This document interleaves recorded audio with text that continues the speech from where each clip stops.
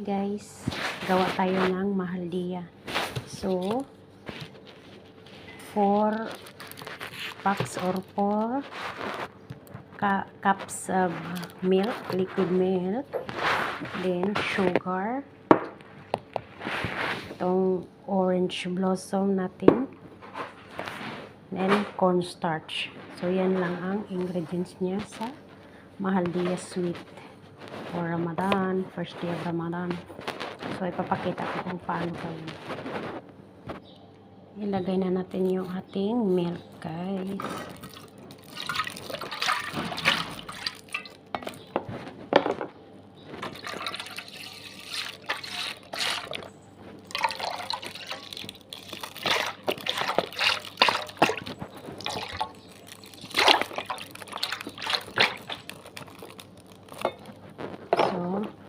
Then, next natin ang ating flour.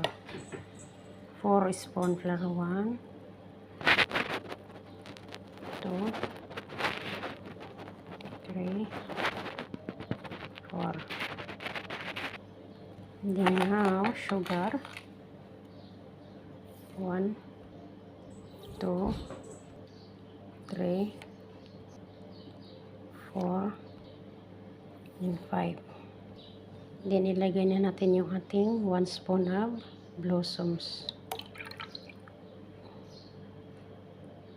And then, mix.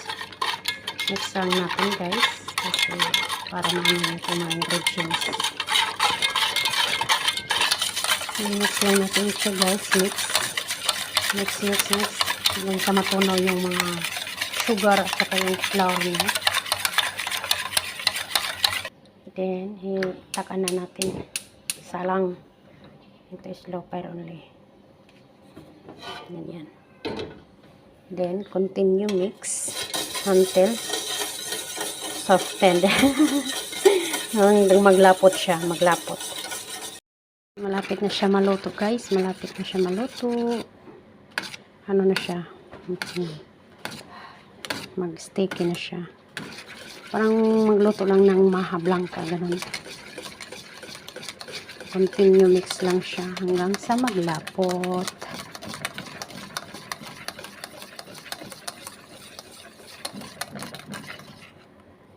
So, okay na siya, guys. Sticky na siya. Ganun na siya. Diba? Then, lagay na siya natin dito sa lagayan ng soup.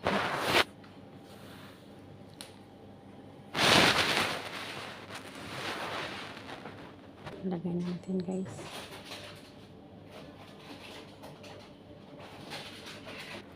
Tapos na, guys. Ayan.